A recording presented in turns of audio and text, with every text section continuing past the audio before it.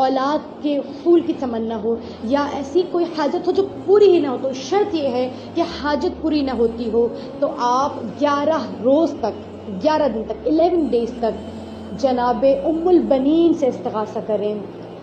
طریقہ کار کیا ہے کہ 11 روز تک ایک وقت مقرر کر لیں، یا تو فجر کے بعد یا مغربین، جس وقت آپ خود کو فارغ التحصیل سمجھیں، تمام کاموں سے فارغ سمجھیں اور ایسا محسوس ہو کہ آپ زیادہ کنسنٹریٹ کر سکتی ہیں، تو کوئی بھی ایک وقت بنا لیں اور ان 11 دنوں میں اسی وقت پر باوضو ہو کر 2 رکعت نماز، فقط 2 رکعت نماز اس انداز سے ادا کریں کہ تکبیر کے دوران نیت کریں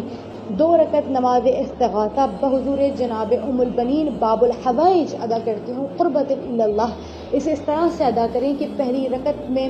الحمد کے بعد سورۃ المبارکہ انا انزلنا، اور دوسری رکعت میں سورہ فاتحہ کے بعد سورہ کوثر کی تلاوت کریں، اور معمول کے مطابق فجر کی طرح نماز کو اختتام کریں، اور پھر آخر میں ایک تسبیح ہے جناب فاطمہ، جس کہیں کہ میں اس تسبیح کو جناب ام البنین فاطمہ کلابیہ کو ہدیہ کرتی ہوں۔ یقین کیجیے، آپ یہ کیجیے اور پھر دعا کیجیے کہ اے ابو الفضل عباس، آپ اپنی والدہ کا وسیلہ کبھی رد نہیں کرتے، یا جناب ابو الفضل عباس آپ کو واسطہ اپنی والدہ کا، جناب ام البنین کا واسطہ، میری فلانی حاجت کو قبول فرما لیجیے، خداوند متعال سے میری سفارش کیجیے۔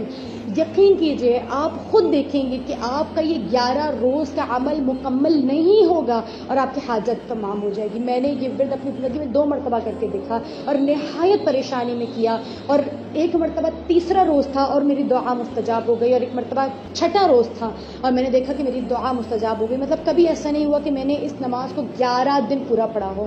یقیناً اب آپ کے اوپر ڈیپینڈ کرتا ہے، آپ چاہیں تو 11 روز مکمل کریں، اگر آپ کی حاجات مکمل ہو جاتی ہے تو 11 روز مکمل کریں، یا چاہیں تو اسے وہیں پر چھوڑ دیجیے۔ آپ دیکھیں گے کہ آپ کی وہ حاجت جو ناممکن بھی ہو، آپ اعتقاد سے پڑھیں، ضرور رنگ لائے گی۔